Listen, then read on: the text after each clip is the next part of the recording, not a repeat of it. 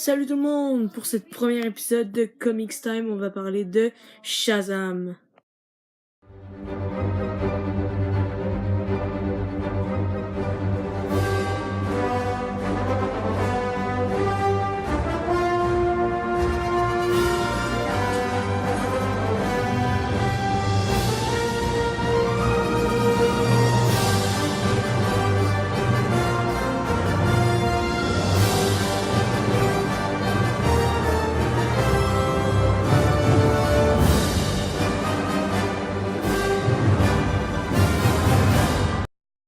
Je trouvais que c'était le bon moment pour parler de Shazam maintenant que le film est sorti. Dans cette vidéo, je vais vous parler de sa création, de ses origines et de ses pouvoirs.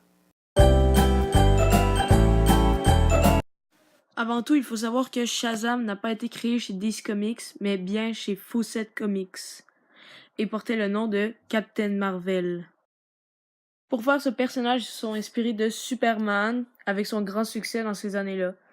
DC Comics n'a pas vraiment aimé ça et a poursuivi en justice Fawcett Comics pour plagiat.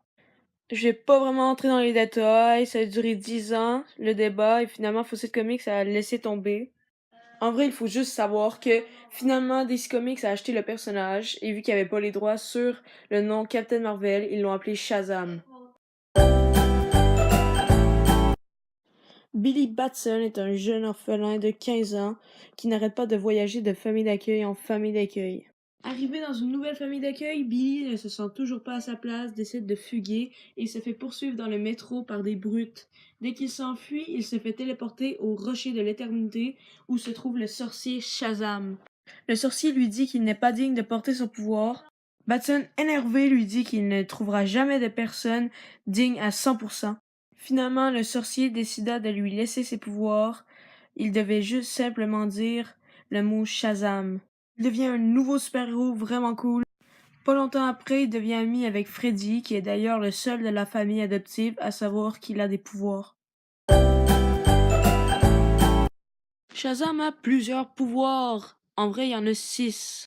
Et ces 6 pouvoirs viennent de la mythologie. Premièrement, il possède la sagesse de Salomon.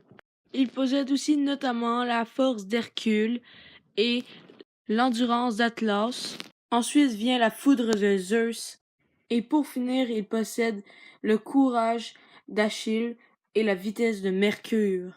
Si vous n'aviez pas remarqué, la première lettre de chaque dieu fait le mot Shazam. Et c'est comme ça que cet épisode se conclut. J'espère que vous l'avez aimé. Si vous l'avez aimé, vous pouvez toujours mettre un like. Ah, et n'oubliez pas de voter pour le prochain épisode. Bye!